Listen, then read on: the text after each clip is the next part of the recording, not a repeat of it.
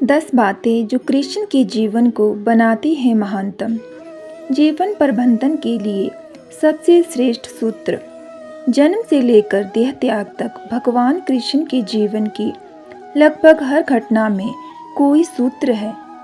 युद्ध भूमि पर दिया गया गीता का उपदेश संसार का श्रेष्ठतम ज्ञान माना जाता है। मैनेजमेंट मास्टर कहे या जगत गुरु, गिरधारी कहे या रणछोड़, भगवान कृष्ण के जितने नाम हैं उतनी कहानियाँ। जीवन जीने के तरीके का अगर किसी ने परिभाषित किया है तो वो है कृष्ण। कर्म से होकर परमात्मा तक जाने वाले मार्ग को उन्हीं ने बताया है। संसार से वैराग्य को सिरे से नकारा। कर्म का कोई विकल्प नहीं, ये सिद्ध किया। कृष्ण कहते हैं, मैं हर हाल में आता हूँ। जब पाप और अत्याचार का अंधकार होता है तब भी, जब प्रेम और भक्ति का उजाला होता है तब भी, दोनों ही परिस्थिति में मेरा आना निश्चित है। वैसे तो कृष्ण का संपूर्ण जीवन ही एक प्रबंधन की किताब है, जिसे सैकड़ों हजारों बार कहा सुना जा सका है। कुरुक्षेत्र में दो सेनाओं के बीच खड़े होकर भारी तनाव के समय कृष्ण ने अर्जुन को जो ज्ञान दिया वो दुनिया का श्रेष्ठतम ज्ञान है। गीता का जन्म युद्ध के मैदान में दो सेनाओं के बीच हुआ। जीवन की श्रेष्ठतम बातें भारी तनाव और दबाव में ही होती है। अगर आप दिमाग को शांत और मन को स्थिर रखने की कोशिश करें तो सबसे बुरी परिस्थितियों में भी आप अपने लिए कुछ बहुत बेहतरीन निकाल पाएंगे। ये कृष्ण सिखाते हैं। गीता पढ़ने से पहले अगर इसी बात को समझ लिया जाए तो गीता पढ़ना सफल हुआ।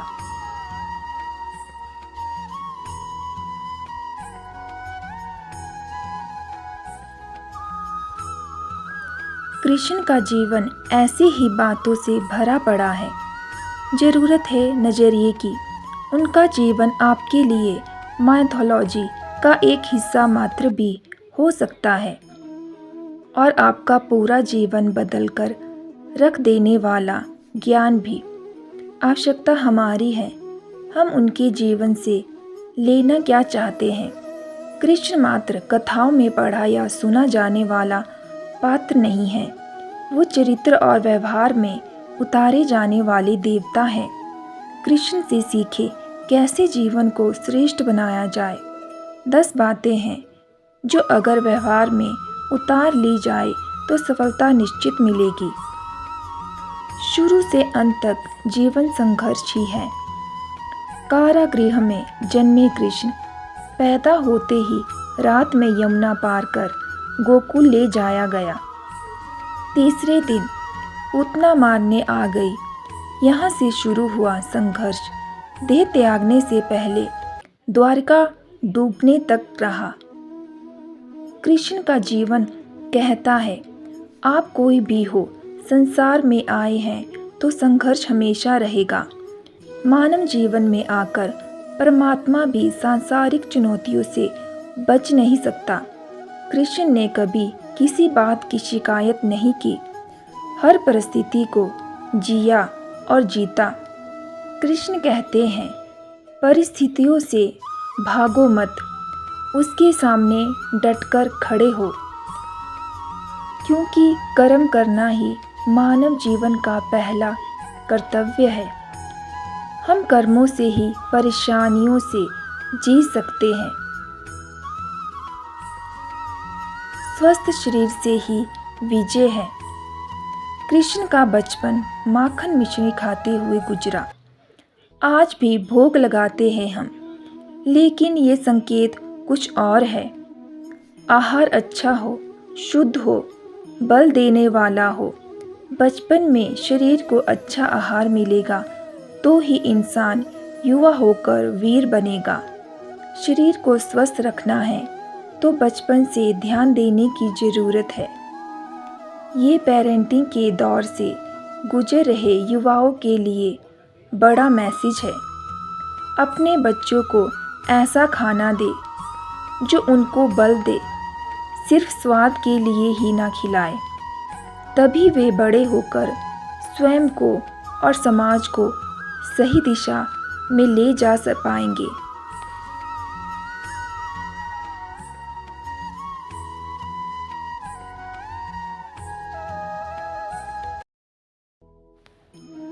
पढ़ाई किताबी ना हो, रचनात्मक हो। कृष्ण ने अपनी शिक्षा मध्य प्रदेश के उज्जैन में सादीपनी ऋषि के आश्रम में रहकर पूरी की थी। कहा जाता है 64 दिन में उन्होंने 64 कलाओं का ज्ञान हासिल कर लिया था। वैदिक ज्ञान के अलावा उन्होंने कलाएं सीखी। शिक्षा ऐसी ही होनी चाहिए जो हमारे व्यक्तित्व का रचनात्मक विकास करे। संगीत, नृत्य, युद्ध सहित 64 कलाओं कृष्ण के व्यक्तित्व का हिस्सा है। बच्चों में कोरा ज्ञान न भरे, उनकी रचनात्मकता को नए आयाम मिले, ऐसी शिक्षा व्यवस्था हो। रिश्तों से ही जीवन है, बिना रिश्तों के कुछ नहीं। कृष्ण ने जीवन भर कभी उन लोगों का साथ नहीं छोड़ा जिनको मन से अपना माना। अर्जुन से वे युवावस्था में मिले, ऐसा महाभारत कहती है, लेकिन अर्जुन से उनका रिश्ता हमेशा मन का रहा।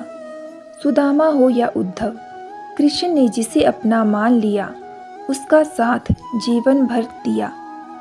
रिश्तों के लिए कृष्ण ने कई लड़ाइयाँ लड़ी और रिश्तों से ही कई लड़ाइयाँ जीती। उनका सीधा संदेश है, सांसारिक इंसान की सबसे बड़ी धरोहर रिश्ते ही है। अगर किसी के पास रिश्तों का साथी नहीं है तो वो इंसान संसार के लिए गैर जरूरी है। इसलिए अपने रिश्तों को दिल से जिए, दिमाग से नहीं। नारी का सम्मान समाज के लिए जरूरी। राक्षस नरकासुर का आतंक था। करीब 1600 महिलाओं को उसने अपने महल में कैद किया था। महिलाओं से बलात्कार में उसे सुख मिलता था। कृष्ण ने उसे मारा, सभी महिलाओं को मुक्त कराया, लेकिन सामाजिक कुरीतियाँ तब भी थी। उन महिलाओं को अपनाने वाला कोई नहीं था। खुद उनके घर वालों ने उन्हें दूषित मानकर त्याग दिया। ऐसे में कृष्ण आगे आए, सभी 1600 महिलाओं को अपनी पत्नी का दर्जा दिया। समाज में उन्हें सम्मान के साथ रहने के लिए स्थान दिलाया। कृष्ण ने हमेशा नारी को शक्ति बनाया, उसके सम्मान के लिए तत्पर रहे। पूरी महाभारत नारी के सम्मान के लिए ही लड़ी गई। सो आप कृष्ण भक्त हैं तो अपने आसपास की महिलाओं का पूरा सम्मान करें।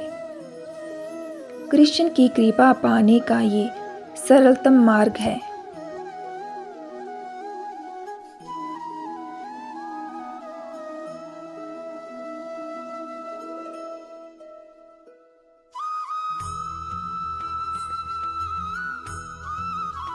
आपके मतभेद अगली पीढ़ी के लिए बाधा ना बने।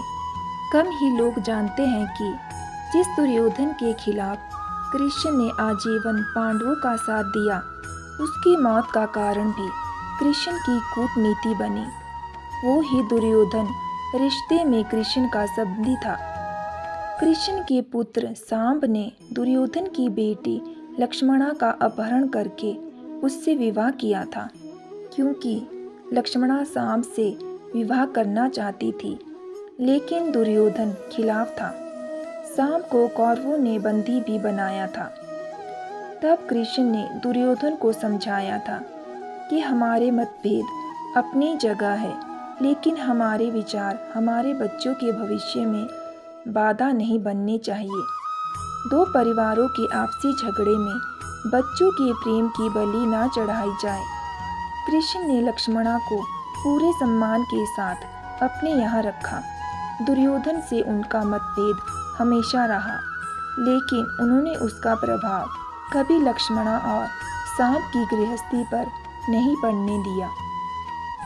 शांति का मार्ग ही विकास का रास्ता है। कृष्ण ने महाभारत युद्ध के पहले शांति से समझौता करने के लिए पांडवों और कौरवों के बीच मध्यस्थता की। हालांकि दोनों ही पक्ष युद्ध लड़ने के लिए आतुर थे, लेकिन कृष्ण ने हमेशा चाहा कि कैसी भी युद्ध टल जाए। झगड़ों से कभी समस्याओं का समाधान नहीं होता है। शांति के मार्ग पर चलकर ही हम समाज का रचनात्मक विकास कर सकते हैं। कृष्ण ने समाज की शांति से मन की शांति तक दुनिया को ये समझाया कि कोई भी परेशानी तब तक मिट नहीं सकती जब तक वहाँ शांति ना हो, फिर चाहे वो समाज हो या हमारा खुद का मन। शांति से ही सुख मिल सकता है, साधनों से नहीं। हमेशा दूरगामी परिणाम सोचे।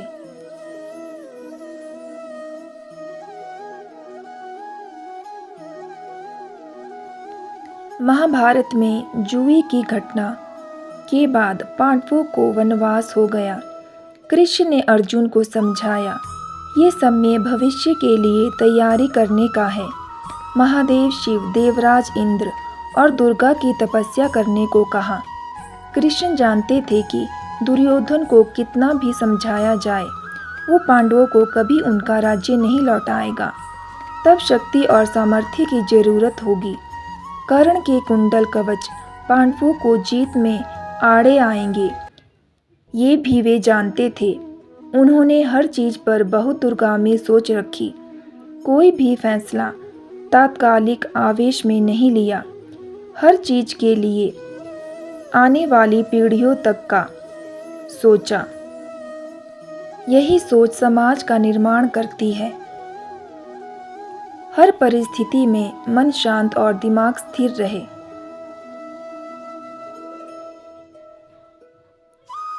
पांडवों के राजसूय यज्ञ में शिशुपाल कृष्ण को अपशब्द कहता रहा। छोटा भाई था, लेकिन मर्यादाएं तोड़ दी। पूरी सभा चकित थी। कुछ क्रोधित भी थे, लेकिन कृष्ण शांत थे, मुस्कुरा रहे थे। शांति दूत बनकर गए थे तो दुर्योधन ने अपमान किया। कृष्ण शांत रहे। अगर हमारा दिमाग स्थिर है, मन शांत है, तभी हम कोई सही निर्णय ले पाएंगे। आवेश में हमेशा हादसे होते हैं, ये कृष्ण सिखाते हैं। विपरीत परिस्थितियों में भी कभी विचलित नहीं होने का गुण कृष्ण से बेहतर कोई नहीं जानता।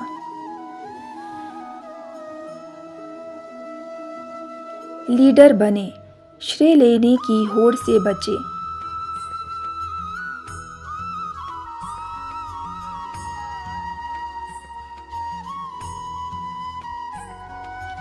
कृष्ण ने दुनिया भर के राजाओं को जीता था। जहां ऐसे राजाओं का राज था जो भ्रष्ट थे, जैसे जरासंध, लेकिन कभी किसी राजा का सिंहासन नहीं छीना। कृष्ण के पूरे जीवन में कभी ऐसा नहीं हुआ कि उन्होंने किसी राजा को मारकर उसका शासन खुद लिया हो। जरासंध को मारकर उसके बेटे को राजा बनाया जो चरित्र का अच्छा था। सभी जगह ऐसे लोगों को बैठाया जो धर्म को जानते थे। कभी किंग नहीं बने, हमेशा किंग मेकर की भूमिका में रहे। महाभारत युद्ध में भी खुद हथियार नहीं उठाया, पूरा युद्ध कूटनीति से लड़ा। पांडवों को सलाह देते रहे, लेकिन जीतने का श्रेय भीम और अर्जुन को दिया।